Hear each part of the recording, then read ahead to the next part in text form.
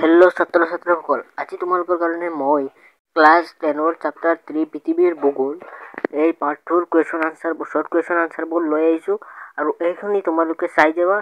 বহুত কমন পৰিব, তোমালোকে চাই যাবা। তোমালোকৰ প্ৰথমটো কুৱেশ্যন হৈছে পৃথিৱীৰ মুঠ মাটিকালি কিমান? উত্তৰ হৈছে পৃথিৱীৰ মুঠ মাটিকালি প্ৰায় 510 নিযুত বৰ্গ কিলোমিটাৰ। 2 নম্বৰ হৈছে মহাদেশসমূহৰ ভিতৰত কোনখন দেশ সৰ্ববৃহৎ? উত্তৰ হৈছে মহাদেশসমূহৰ ভিতৰত এছিয়া মহাদেশখন সৰ্ববৃহৎ।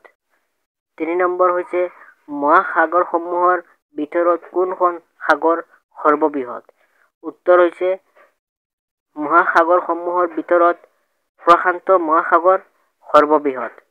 4 নম্বৰ কুৱেশ্যন হৈছে 2015 বৰ্ষৰ আনুমানিক তথ্য অনুসৰি পৃথিৱীৰ মুঠ জনসংখ্যা কিমান? উত্তৰ হৈছে 2015 বৰ্ষৰ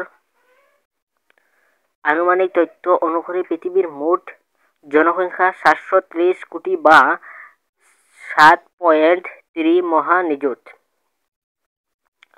5 নম্বৰ কুৱেশ্যন হৈছে জলমণ্ডল কাক বোলে? উত্তৰ হৈছে ভূপৃষ্ঠৰ সাগৰ মহাসাগৰকে ধৰি নদ নদী হ্ৰদ আদিৰ পানীৰে আগুৰি থকা বৃহৎ অংশকে জলমণ্ডল বুলি কোৱা হয়। আৰু ছাত্ৰ-ছাত্ৰীসকল, তোমালোকে যদি এতিয়ালৈকে এডুকেশ্যন আছাম চেনেলটো ছাবস্ক্ৰাইব কৰা নাই, তোমালোকে ছাবস্ক্ৰাইব কৰি ল'বা আৰু ভিডিঅ'বোৰত লাইক এণ্ড শ্বেয়াৰ কৰি দিবা তোমালোকে। এতিয়া 6 নম্বৰ কুৱেশ্যন হৈছে স্থলমণ্ডল কাক বোলে? উত্তৰ হৈছে সাগৰ পৃষ্ঠৰ কিছু ওপৰত মাটিৰে আগুৰি থকা ভূপৃষ্ঠৰ আন এটা বৃহৎ অংশক স্থলমণ্ডল বুলি কোৱা হয়। 7 নম্বৰ কুৱেশ্যন হৈছে গড় হিচাপে মহাসাগৰৰ গভীৰতা কিমান? উত্তৰ হৈছে গড় হিচাপে মহাসাগৰৰ গভীৰতা প্ৰায় 4000 মিটাৰ। 8 নম্বৰ কুৱেশ্যন হৈছে প্ৰশান্ত মহাসাগৰৰ গড় গভীৰতা কিমান? উত্তৰ হৈছে প্ৰশান্ত মহাসাগৰৰ গড় গভীৰতা প্ৰায় 5000 মিটাৰ। 9 নম্বৰ কুৱেশ্যন হৈছে আটলান্টিক মহাসাগৰৰ গড় গভীৰতা কিমান? উত্তৰ হৈছে আটলান্টিক মহাসাগৰৰ গড় গভীৰতা প্ৰায় 3000 মিটাৰ। 10 নম্বৰ কুৱেশ্যন হৈছে পৃথিৱীৰ সৰ্বমুঠ কিমানখন দেশ আছে? উত্তৰ হৈছে পৃথিৱীৰ সৰ্বমুঠ 157খন দেশ আছে। 11 নম্বৰ কুৱেশ্যন হৈছে আটাইতকৈ জনবহুল দেশ কোনখন? উত্তৰ হৈছে আটাইতকৈ জনবহুল দেশ হ'ল চীন।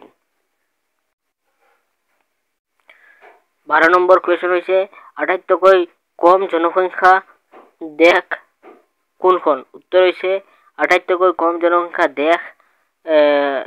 জনসংখ্যা থকা দেশখন হ'ল ভেটিকান চিটি।